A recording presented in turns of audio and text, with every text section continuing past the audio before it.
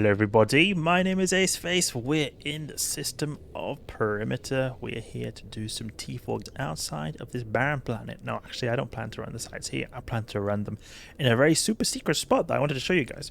But before we do that, I need to just check something at this station right here, because I think I might have some cargo here. Because this is some loot we had from the previous time we ran some T4 Firestorms.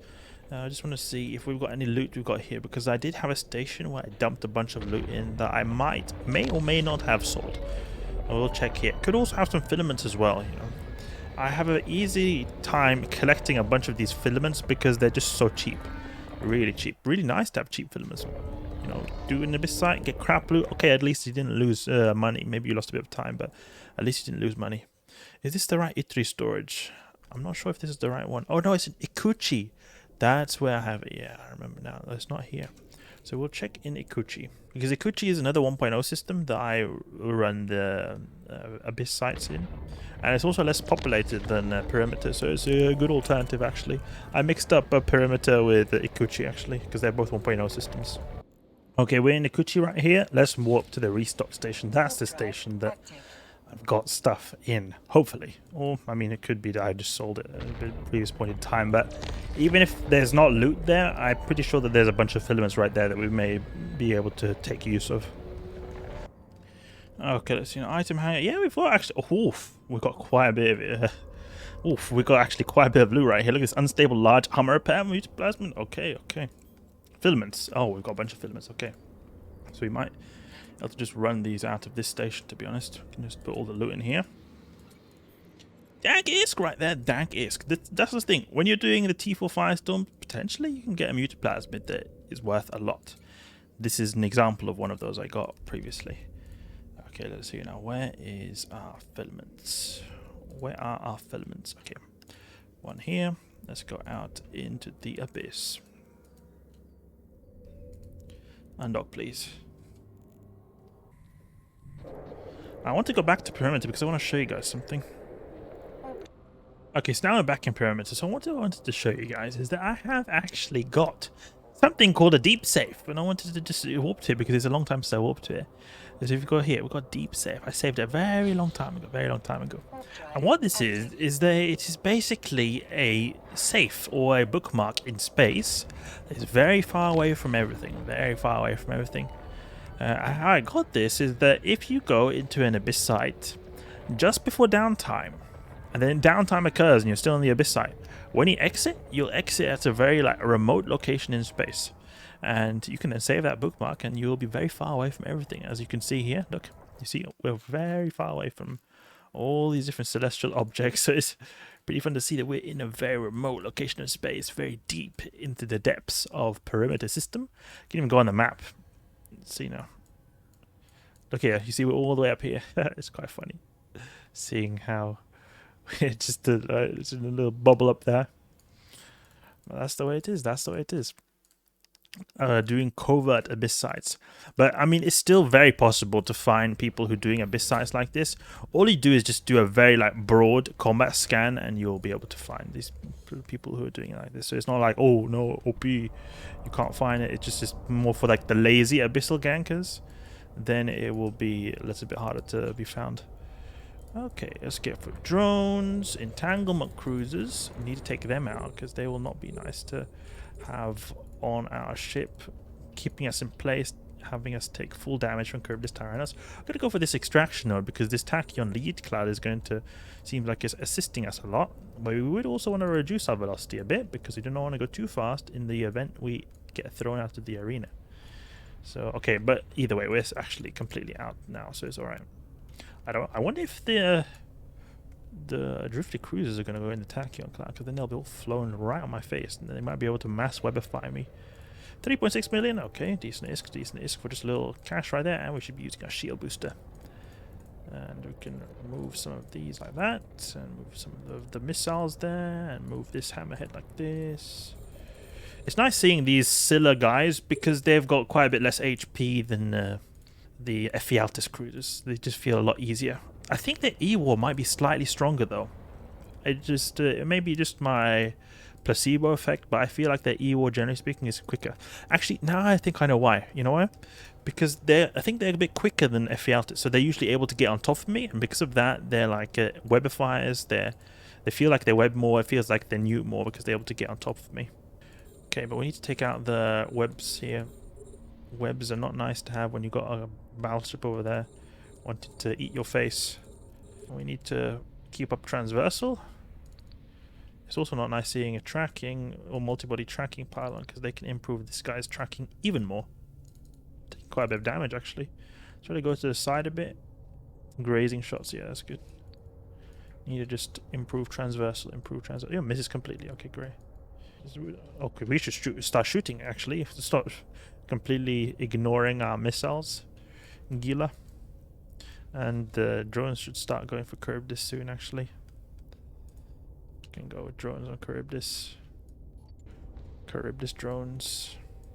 That's one scary thing about the Drifter battleship is that if I'm going like we did now, you know how we went to this extraction node. It could have been that there was a multi-body tracking pylon right next to him, and then it would have tracked really good.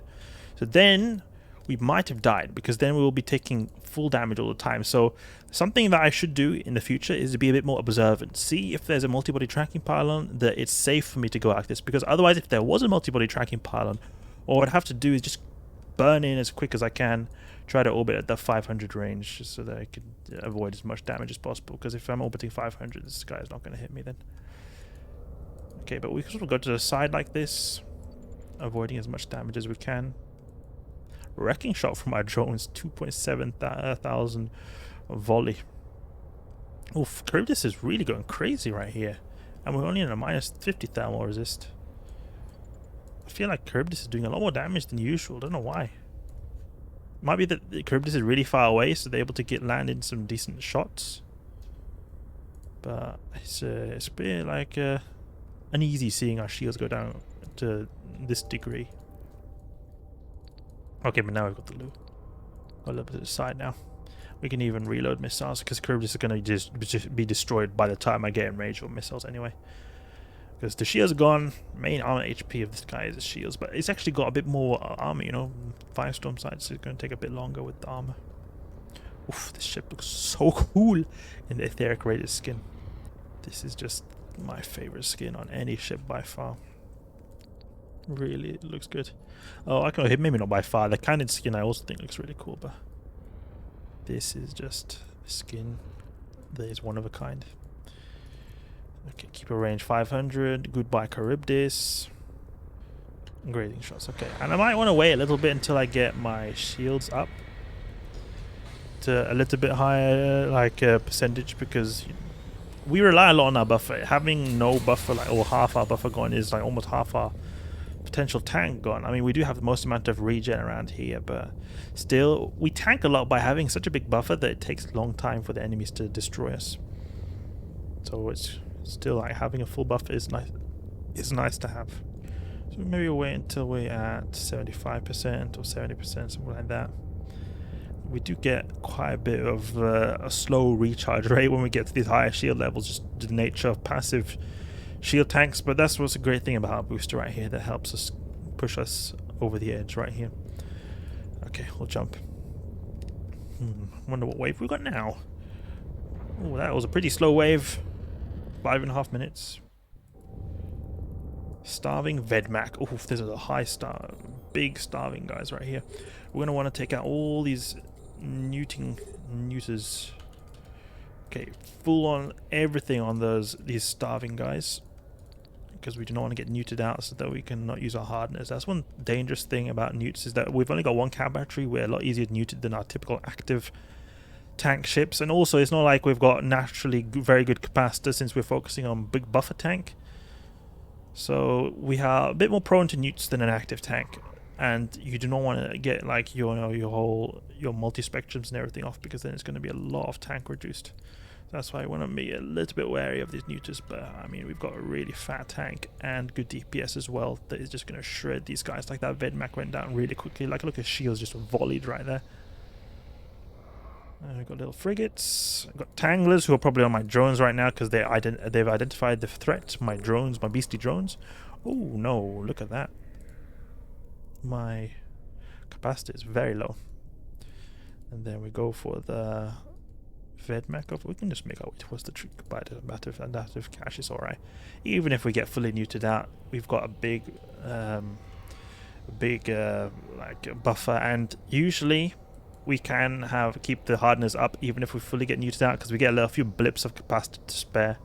They sort of help us a bit. It will be nice to take out these annoying neuting frigates right here. Oh no, we've lost our thermal hardener, unfortunately. You see, it's quite annoying with these newts. They newt pretty hard. The capacitor is empty. Come on, come on. Oh, you can return our drones. Even though we've got cat batteries, like it's not like we've got no cat batteries, but we do get used that pretty hard. These really potent Triglavian newts show no mercy. Oh, look at our shields going down pretty hard. Go to this tangling guy over here. Tangly tangle. And for this thermal hardener, it's going to help quite a bit against Triglavians. Come on now, why are our shields getting very low? It's unfortunate to see right there, but I didn't know our shields were going to get this low. Oh no, our shields are getting low. Let's use our multi-spectrums now, since we've got none of these annoying neuters on the grid. We'll soon have to use our shield booster as well to get our shields up a bit more. But yeah, newts are a very high priority target when you're using this ship right here. Very high priority target. In general, I like to focus the newts because they're just good to be taken care of, but I feel like with a dual cam battery Gila, it's not as dangerous, especially when you're using stuff like this. It can be good to go for the newts. Yeah, all the significant DPS out. We also save capacitor by taking out the Vedmax, because we're taking a lot less damage when we're taking out the Vedmax. You know, you're going to have to use less capacitor. You're saving capacitor in that way. Less impact of the neuters as well. Take out the spark needle Teslas. And these guys also are going to hit pretty hard because we've got very low EM resist, 41%. And some crap loot. Has run out of charges. It would be nice to get a bit better loot, but it's the way it is. It's the way it is. You can sometimes get the good loot, sometimes get the crap loot. It would be really great to get those unstable mutaplasmids. Oh, I really want them. Really want them. The unstable large armor plate mutaplasmid, I think that's the really good one. Go towards this room right here. It's like, that's what I mean. Remember before in the previous room I said that, oh, I'm going to get my shields to max. It's always good to get your shields to max or near max. It can really help you get that slight edge in the next room, because even though we had hardly any regen per second in the end when we're fully neutered out, we were still able to like just have a big amount of HP for the enemies to get through that enabled us to survive. Let's see now, what have we got here? Augmented? No. Just wait a bit here, we'll just chill a bit. We can wait until we get a bit more HP. Got Tech 2 Afterburner that is pretty slow. It would be nice to actually have a little bit of a blingier Afterburner. It's not the whole world, but you get a little bit extra speed that could help you in some situations where, like, for example, Charybdis Tyrannus, you speed tank a bit better. Ephialtes Wave. Okay. Well, is this extraction node far away? 79, 43. Oh, we've got this filament cloud, which is not nice because they make our shield booster consume a lot more capacitor. Okay, either way, we're going to go and head first with the augmented hammerheads, because they're the optimal downward drone type to use against these guys. Shoot missiles away. We've got some fire watchers right here that could be good to take care of. I think they would be nice to take care of these fire watchers, because even though their newts are tiny, they will add up if we just let them newt us out all the time. You know, I wonder if I could actually use a Nosferatu or something instead of this drone link augmented. Let's see now. Nosferatu, because they could actually provide a little bit extra capacitor. Small energy Nosferatu, medium Nosferatu. Okay, but you see, it gave you a little bit extra. Could put like a small one like this. Might actually be an option. You know, I might actually do that. The small energy Nosferatu, because it will give us a slight extra capacitor bonus, and like in the dire situations, it might be good. It might be good. Dark Blood, small Nosferatu. Small Nosferatu, small Nosferatu. Deploy drones again.